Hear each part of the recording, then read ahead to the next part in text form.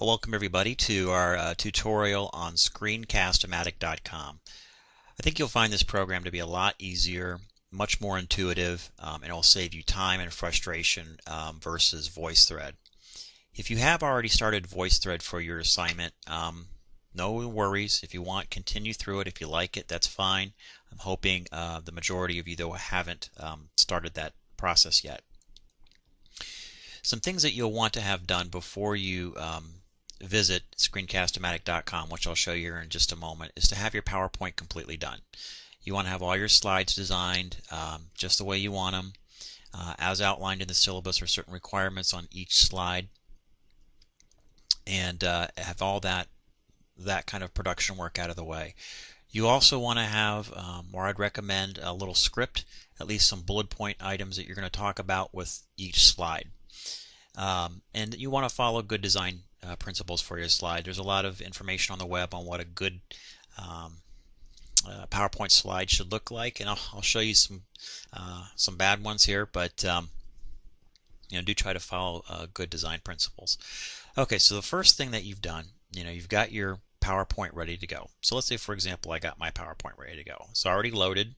I'm going to click up PowerPoint. So I've got my PowerPoint. I've designed everything the way I want. I'm in the kind of the edit mode for PowerPoint right now. So I'm ready really to start my presentation. So what I'm going to do is I'll go ahead and minimize that. I'm going to bring up my web browser, and I've got it linked in here, but you're going to go to Screencastomatic.com. And it's very easy to use. I think it's actually a great program. I'm surprised it's free. Now you can get a premium version. It costs a little money, but this does more than anything, more than you'll need. As you saw there, I just clicked the record screen button, and it brings up this page. It knows that I've got a previous recording in there that I was playing with, so you might get this as well as you maybe if you do a second take, if you don't like your first one. It found the existing recording. I'm just going to delete that, and then it brings up this field. Now, as you can see, this perforated line, this is what it's going to capture on your screen. It's going to capture as live video. It's going to capture anything that's on there, even your cursor movements. And what's also nice about this, you can see I'm kind of moving the cursor back and forth. It's going to capture all that movement.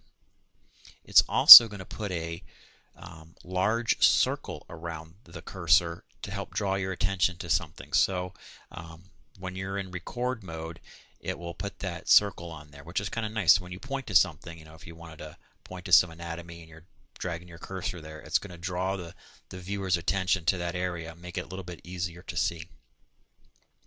You'll be able to adjust these parameters to whatever size that you want, but you're going to basically crop that to the size of your PowerPoint. So, and I'll show you how to do that. There are some presets in here that you can use, if you ever wanted to play around with it. But again, we're going to customize this to the size of our PowerPoint. I'll just leave it for there for now. Let me talk a little bit about I'll scoot this up just a little bit, about the simplified interface, which I love. I think it's great. You got the record button right here. Once you hit record, it turns into a pause button.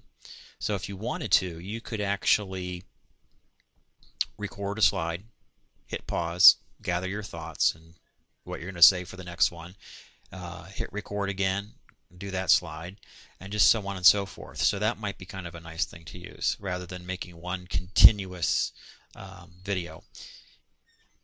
The time is limited to 15 minutes, which is great because that's how long your presentation should not exceed 15 minutes. I imagine most of you will be probably around the 10-minute mark, which also is great for YouTube because we're going to be uploading this to YouTube, and the maximum time limit there is 15 minutes. So that all works out great. So we've got the record button, which also is the pause button. You've got the mic button. So you want to make sure that you set this to the whatever microphone that you're using. Mine is set correctly. I would recommend that you do get a headset mic. Most laptop mics are horrible. So the built-in mic. So spend 10 to 20 bucks and get yourself. If you're spending more than 20 bucks, you're spending too much. But get yourself a decent headset mic, and you'll save yourself some trouble and you'll make a nice recording out of it. Again, we talked about this button. This is just kind of your presets on here. But again, we're going to customize and crop this capture size down to what we need. And if you really want to get fancy, you can even do picture-in-picture like I do. Right now my camera is being used by another screen capture software program, so it's not active, but you could even throw up a picture-in-picture if you wanted to. Just remember, if you're going to throw that in there, your slide's going to have to work kind of around that picture-in-picture. So we'll just turn that off for now. It's not required. The only thing that's required is on the first slide is have a still picture of yourself. So we can just kind of get to know each other. Kind of brings us, I think, a little bit closer as a group if we actually get a visual of what we all look like. And that's pretty much it. And this is the closeout button. So I'm ready to record. Now let's bring up my PowerPoint. Okay, so here's PowerPoint. Now, as you can see here, it's kind of a mess. I mean, we got the whole edit field. I'm in editing mode. Now what I could do, as you can see, I can scooch this around the screen by doing a drag click movement. If I wanted to, I can just start to crop this down right to this size. So I can just capture that slide. Of course, down here, as you know, for PowerPoint, you can zoom or bring it to whatever dimensions you want. The bigger the better. The more information you can capture, the better. The sharper images that images will be sharper. So don't go too tiny on it. This would be actually a pretty decent size, 672 by 502, so that would look pretty decent. But be careful with your fonts. Don't use really tiny fonts. Keep your slides simple. Again, you can have 5 simple bullet points, but then you can talk around those bullet points. That's how you'll convey the information to us. So you don't feel like you have to have all that information on that slide. I hope that you don't, and that a lot of the information will be provided through your narration. And then you can just simply advance through the slides as you talk. As you talk about each slide. Once I hit the capture button, I'm going to capture all of this. I wanted to show you one of my more horrible slides. This slide is way too busy. But I had to put this on here for, we were doing a video webcast, and we wanted to have this on there because the other programs had all their same curriculum on there. So we wanted to put, it was required that we all showed our curriculum.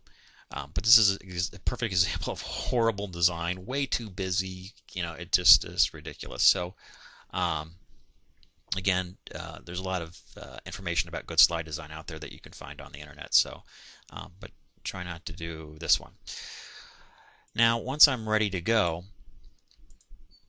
with my presentation, I simply hit record. It's going to give me a countdown.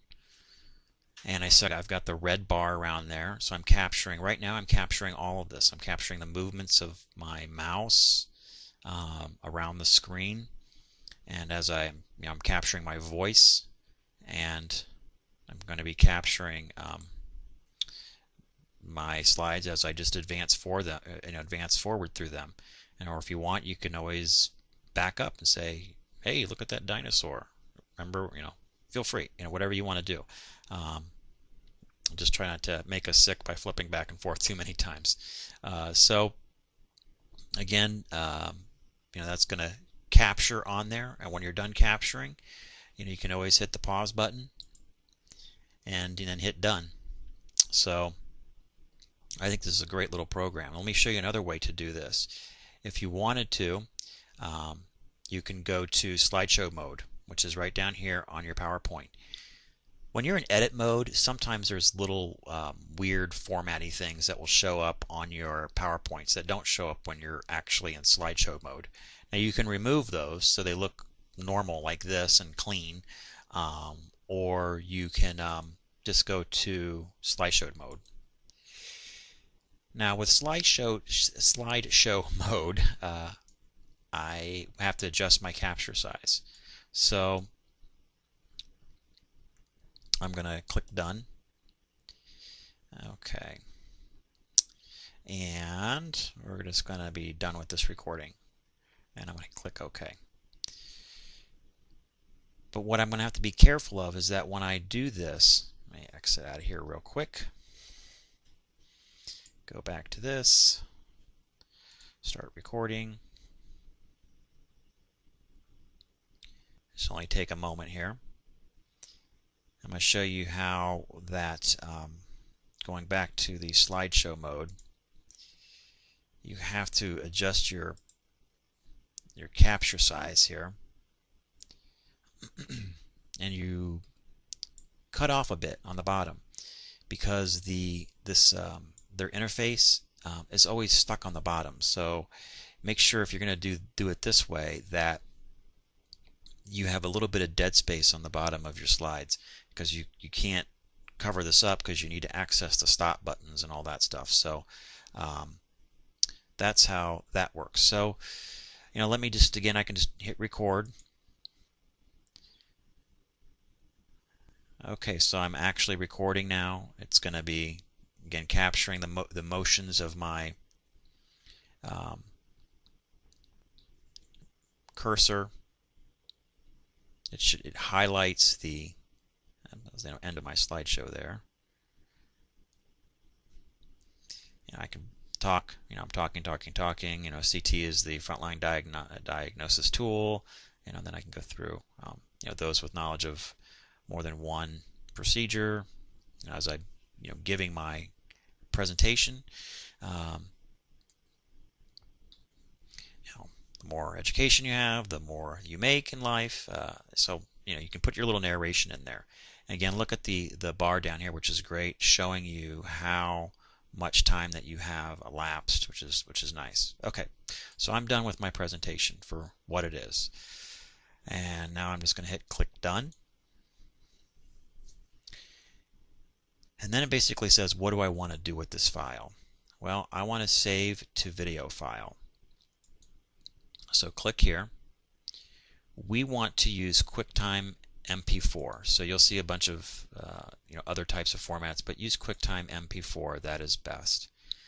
And then I'd also recommend that you just keep the size here at full size at 720 by 720 by 1020 by 724. So leave that as is. So let's see, pretty much I've left everything as is. I've made sure it's on QuickTime MP4, and now I click Save Video.